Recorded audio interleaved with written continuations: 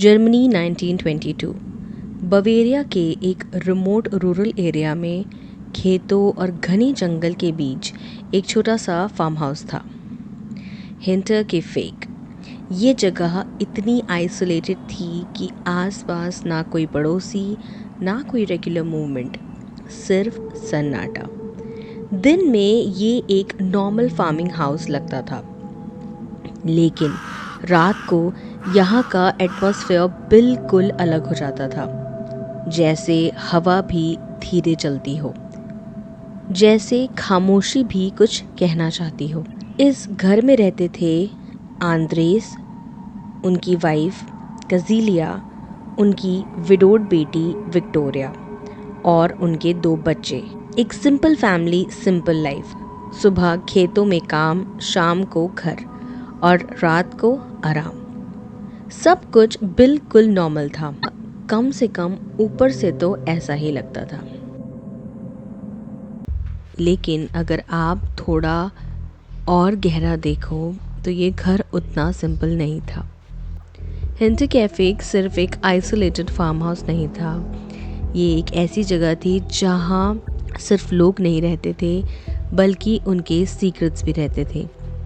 Andres गांव में एक स्ट्रिक्ट और कंट्रोलिंग इंसान के रूप में जाना जाता था। लोग उसे रिस्पेक्ट कम देते थे और उससे डरते ज़्यादा थे। वो अपने घर के अंदर हर चीज़ कंट्रोल करता था। कौन क्या करेगा, कैसे करेगा, सब उसके रूल्स के हिसाब से ही होता था। लेकिन गांव में एक और बात भी चलती थी, एक ऐसी बात जो लोग ओपनली डिस्कस करते थे, लेकिन सबको एग्जैक्टली पता नहीं था। रूमर्स ये थे कि आंद्रेस और उसकी बेटी विक्टोरिया के बीच रिलेशनशिप नॉर्मल नहीं थे। ये बात इतनी सीरियस थी कि कभी आंद्रेस को इस वजह से लीगल ट्रबल भी फेस करना पड़ा था। लेकिन सच क्या था, ये कभी क्लियरली प्रूव नहीं हुआ। विक्टोरिया खुद एक कॉम्प्लिकेटेड सिचुएशन में थी। उसका हस्बैंड वॉर में मर चुका था और अब वो अपने पेरेंट्स के साथ रह रही थी। उसका छोटा बेटा था जोसेफ। और यहाँ एक और मिस्ट्री शुरू होती है। गांव में लोग कहते थे कि जोसेफ का असली फादर कौन है ये क्लियर नहीं था। कुछ लोग कहते थे कि वो विक्टोरिया के हस्बैंड का बेटा है और कुछ लोग कहते थे नहीं। अब सोचो, एक ऐसा घर जहाँ ऑलरेडी टेंशन हो, रूमर्स हो, इमोशनल प्रेशर हो और ऊपर से कंप्लीट आइसोलेशन। ये सिर्फ एक फिजिकल आइसोलेशन नहीं था, ये एक मेंटल आइसोलेशन भी था। ऐसे एनवायरनमेंट में अगर कुछ गलत हो रहा हो तो वो और ज़्यादा इंटेंस लगता है और शायद इसी वजह से सब स्ट्रेंज चीज़ें होने लगी। फैमिली ने वो सारी चीज़ों को इग्नोर किया, क्योंकि कभी कभी इंसान सच को एक्सेप्ट करने से बेटर समझता है कि वो एग्जिस्ट ही नहीं करे। इस घर में सिर्फ लोग नहीं रहते थे, यहाँ कहानियाँ भी रहती थी जिन्हें कोई ओपनली एक्सेप्ट नहीं करता था। और फिर मर्डर से कुछ दिन पहले कुछ ऐसा हुआ जो इस कहानी का सबसे पहला वार्निंग साइन था।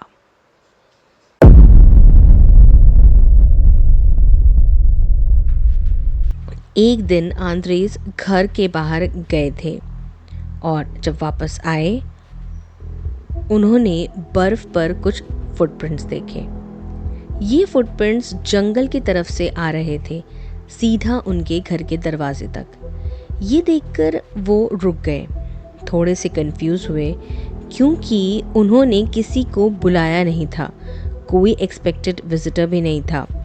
लेकिन सबसे डिस्टर्बिंग बात ये थी, जब उन्होंने ध्यान से देखा तो उन्हें समझ आया कि वापस जाने वाले फुटप्रिंट्स तो थे ही नहीं। इसका मतलब कोई आदमी जंगल से उनके घर तक तो आया था, लेकिन वापस नहीं गया था।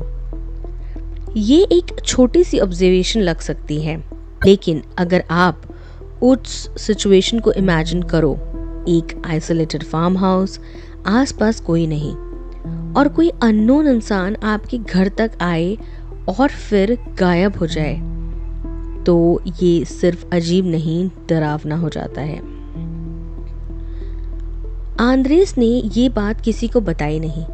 शायद उन्होंने सोचा कि उनका डाउट है, शायद उन्होंने इग्नोर कर दिया। लेकिन कहानी यहीं ख़त्म नहीं होती। उसके बाद घर में और भी अजीब चीज़ें होने लगी। रात के वक्त आंद्रेस को एटिक से आवाज़ें आने लगी, हल्की सी मूवमेंट, जैसे कोई इंसान छुप कर रह रहा हो।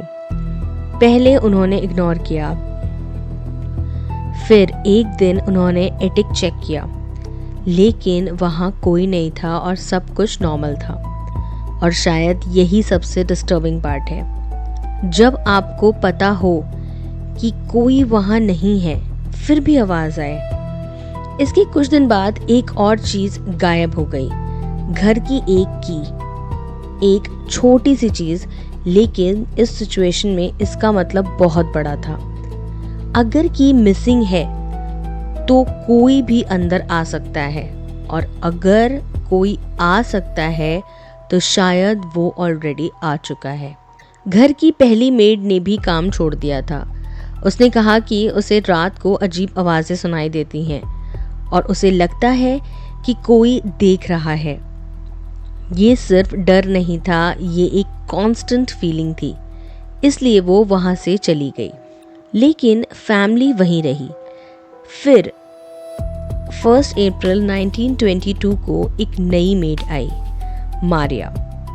उसका पहला दिन था उस घर में। उसे बिल्कुल आइडिया नहीं था कि वो किस जगह आ रही है।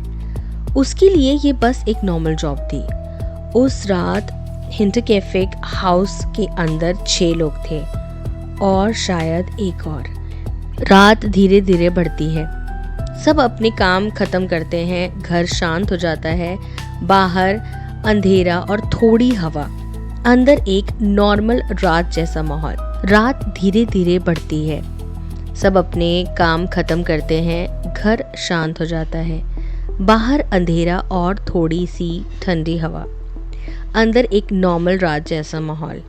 लेकिन फिर कुछ होता है। इन्वेस्टिगेशन के हिसाब से एक एक करके फैमिली मेंबर्स को बान में, यानी कि एनिमल शेड एरिया में बुलाया गया। पहले आंद्रेस, फिर उनकी वाइफ, फिर उनकी बेटी विक्टोरिया और उनकी छोटी बेटी काजेलिया। उन सबको एक ही जगह ले जाकर ब्रूटली मर्डर किया गया, एक हैवी फार्मिंग टूल से, जिसे मटॉक कहते हैं। ये मर्डर्स इंस्टेंट नहीं थे। एविडेंस सजेस्ट करता है कि कुछ विक्टिम्स को अटैक के बाद कुछ टाइम तक जिंदा रहने के साइंस मिले। जूनियर गजीलिया के बाल उसके हाथ में मिले, जैसे वो शॉक और पेन में अपने बाल खुद नोच रही हो। ये सिर्फ मर्डर नहीं था, ये स्लो, टेरिफाइंग कंट्रोल किलिंग थी। घर के अंदर मेड मारिया और छोटा बच्चा जोसेफ भी बाद में मार दिए गए। अब यहाँ तक कहानी एक ब्रूटल फैमिली मर्डर जैसी लगती है, लेकिन असली मिस्ट्री यहाँ से शुरू होती है। बॉडीज 4 दिन तक डिस्कवर नहीं हुई और उन 4 दिनों में कुछ ऐसा हुआ जो इस केस को दुनिया के सबसे डिस्टर्बिंग मिस्टीरियस में से एक बना देता है। नेबर्स ने नोटिस किया कि घर से स्मोक आ रही है, मतलब कोई फायर जला रहा था। एनिमल्स फीड किए गए थे, मिल्क निकाला गया था, मतलब कोई घर के अंदर नॉर्मल रूटीन फॉलो कर रहा था। लेकिन घर के असली लोग तो मर चुके थे, तो फिर ये सब कौन कर रहा था? इसका मतलब एक ही था, किलर घर के अंदर ही था और वो मर्डर के बाद भी वहीं रुक रहा था। सोचो, एक घर जहाँ 6 लोगों की डेड बॉडी पड़ी है और उनके बीच एक इंसान रहता है, खाता है, सोता है, एनिमल्स का ख्याल रखता है, जैसे कुछ हुआ ही नहीं। 4 दिन बाद जब बॉडीज फाइनल डिस्कवर हुई, पुलिस ने इन्वेस्टिगेशन शुरू की। उन्हें फुटप्रिंट्स मिले, लेकिन क्लियर पैटर्न नहीं था। वेपन घर के अंदर ही मिला, कोई रॉबरी नहीं हुई थी, कोई क्लियर मोटिव नहीं था। पुलिस के पास कुछ सस्पेक्ट्स भी थे। Andres के personal enemies, family disputes, even rumours of incest and hidden relationships, लेकिन कोई सॉलिड प्रूफ नहीं था। एक थियरी ये कहती है कि किलर पहले से ही घर में छुपा हुआ था, एटिक में, इसलिए आवाज़ें आती थी, इसलिए फुटप्रिंट्स सिर्फ अंदर तक थे, इसलिए एक की मिसिंग थी। मतलब मर्डर होने से पहले भी किलर घर के अंदर ही रह रहा था और फैमिली को पता भी नहीं था। ऑफिशियली ये केस कभी भी सॉल्व नहीं हुआ, इसमें कोई अरेस्ट नहीं किया गया, कोई फाइनल कंक्लूजन नहीं मिला। आज इस केस को 100 साल हो चुके हैं, लेकिन हिंट कैफे एक मिस्ट्री, एक अनआंसर्ड क्वेश्चन है। लेकिन अगर आप इस कहानी को ध्यान से देखो तो सबसे डरावनी बात मर्डर नहीं है। सबसे डरावनी बात यह है कि किसी ने एक फैमिली के साथ इतने दिन तक एक ही घर शेयर किया, उन्हें ऑब्जर्व किया, उनकी रूटीन देखी और फिर एक एक करके उन्हें ख़त्म कर दिया। और शायद वो उन्हें देख रहा था जब वो बिल्कुल नॉर्मल ज़िंदगी जी रहे थे, बिना ये जाने कि उनके घर में कोई है और वो क्या प्लान कर रहा है।